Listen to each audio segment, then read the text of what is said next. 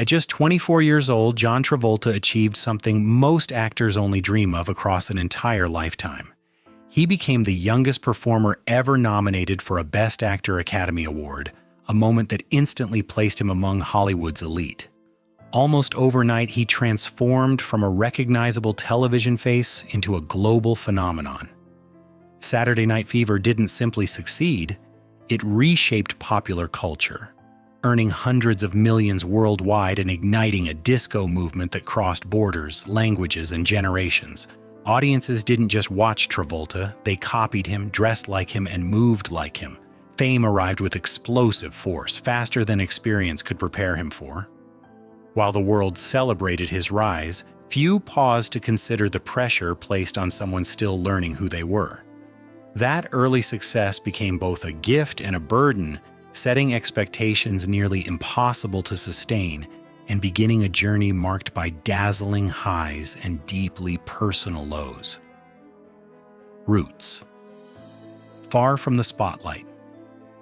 Long before red carpets and flashing cameras, John Travolta's life began quietly in Inglewood, New Jersey.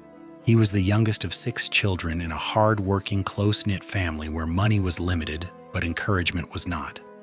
His father earned a living selling tires, while his mother, a drama teacher, filled their home with creativity and confidence.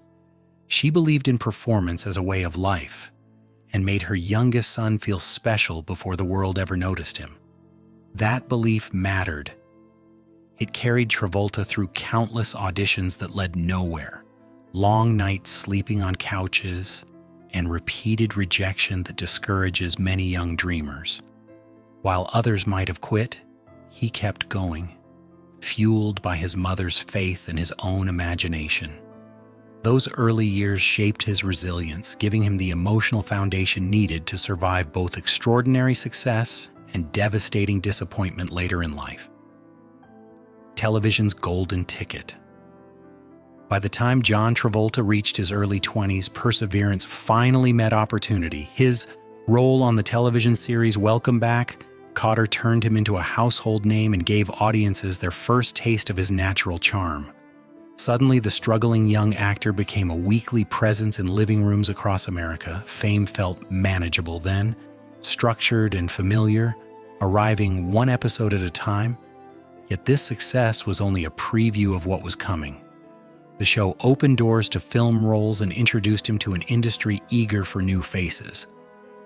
Travolta stood at the edge of something bigger, though few could have predicted just how far he would go. Television had given him stability, but cinema would give him legend. The transition happened quickly, and before he fully understood the cost of attention, Hollywood was preparing to place him at the very center of its cultural spotlight. When disco ruled the world, Saturday Night Fever didn't just elevate John Travolta, it transformed him into a symbol of an era. His portrayal of Tony Manero captured youth, restlessness, and ambition with raw authenticity. The white suit, confident stride, and iconic dance moves became instantly recognizable across the globe. Paired with the Bee Gees' unforgettable soundtrack, the film turned disco into a worldwide obsession. Travolta wasn't merely acting, he was defining a moment in history. The role earned him critical praise and an Academy Award nomination at an age when many actors are still auditioning for minor parts. Fame followed relentlessly, bringing admiration, expectation, and scrutiny in equal measure. While audiences celebrated, the pressure to repeat such success quietly mounted. Tony Manero became both his triumph and his shadow, a character so powerful that separating from it would later prove far more difficult than anyone imagined at the height of disco's reign. Hollywood's perfect prince. If Saturday Night Fever made John Travolta iconic, Grease made him unstoppable. As Danny Zuko, he delivered a cleaner, brighter, and more playful performance that broadened his appeal to every age group. The film became one of the most successful musicals of all time, solidifying his place as Hollywood's golden boy. By 24, Travolta had conquered both critics and box offices, achieving a level of success few experience even once. Studios rushed to build projects around him, convinced his presence guaranteed success. Yet this period of dominance also carried hidden risks. Hollywood's love can be intense but fleeting, and expectations grew higher with every release. The industry no longer allowed room for missteps. At an age when most people are still discovering themselves, Travolta was already expected to be flawless, a demand that would soon collide with reality in unforgiving ways. The fall no one expected. By the early 1980s, the narrative around John Travolta shifted dramatically.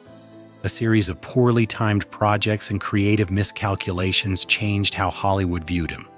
Films like Moment by Moment and Staying Alive failed to connect with audiences, and the industry's response was swift and unforgiving. Roles disappeared, criticism grew louder, and the actor once considered untouchable was suddenly labeled unreliable. By his early 30s, he faced a reality few could have imagined during his meteoric rise, being dismissed as box office risk. Fame, which had arrived too quickly, vanished just as fast. The emotional toll was significant, as rejection returned with a cruelty amplified by public memory of his former glory. Travolta endured years of silence from studios, learning firsthand how quickly admiration can turn into distance when success no longer feels guaranteed. A risk that changed everything. Just when John Travolta's career seemed permanently stalled, one bold decision changed everything. Director Quentin Tarantino saw potential where others saw risk and cast Travolta in Pulp Fiction. The role of Vincent Vega was unlike anything he had done before, messy, unpredictable, and deeply human. It stripped away polish and reminded audiences of his range. The gamble paid off spectacularly. The film became a cultural landmark, and Travolta's performance earned renewed respect and acclaim. He wasn't merely returning, he was redefining himself. Awards, major roles, and industry admiration followed, marking one of the most celebrated comebacks in Hollywood history. For a moment it seemed he had outrun the past entirely. Travolta proved that reinvention was possible, even after being written off. Yet while his career found new life, fate was preparing challenges far beyond professional success. Loss beyond the spotlight. In 2009, John Travolta faced a tragedy that no level of fame could soften: the sudden loss of his 16-year-old son Jet during a family vacation. The grief was overwhelming and deeply personal, reshaping his priorities overnight. Career setbacks had hurt before, but this loss struck at the core of his identity as a father. Acting, awards, and public recognition faded in importance as he focused on healing and protecting his family. Those close to him later acknowledged how deeply the loss affected his spirit and outlook on life. Activities he once loved, including flying planes, no longer brought the same comfort. Travolta withdrew from the spotlight not out of defeat, but out of necessity. Grief demanded quiet, reflection, and time, things fame rarely allows. From that moment on, his life followed a slower, more inward path. A second goodbye. Just as stability began to return, life delivered another devastating blow. In 2020, John Travolta lost his wife, Kelly Preston, after a private battle with breast cancer. She had been his partner, his support system, and the emotional anchor who helped him endure earlier heartbreak. Her passing left a silence that fame, success, and decades of achievement could not fill. Friends noticed a deep withdrawal as Travolta stepped further away from public life. Interviews became rare, appearances limited, and his world grew smaller. The loss reshaped his daily existence, redirecting his energy toward his children, especially his youngest son, Benjamin. Hollywood remained respectful but distant, and this time there was no dramatic comeback waiting. Not because of lost talent, but because personal loss had changed what mattered most. The spotlight dimmed not from rejection, but from choice shaped by love and grief.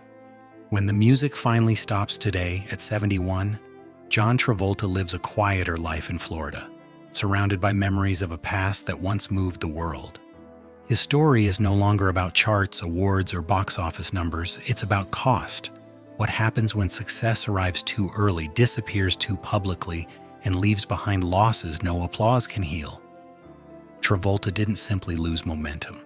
He lost people who made that success meaningful. Fame taught him how to make the world dance, but it never taught him how to endure silence. His journey reflects a truth rarely acknowledged in celebrity culture. Achievement cannot shield the heart from pain. The smile generations remember carried weight few ever saw. In the end, John Travolta's legacy isn't just movement or music, it's survival. And when the music stops, what remains is not the applause, but the quiet courage to keep living beyond it.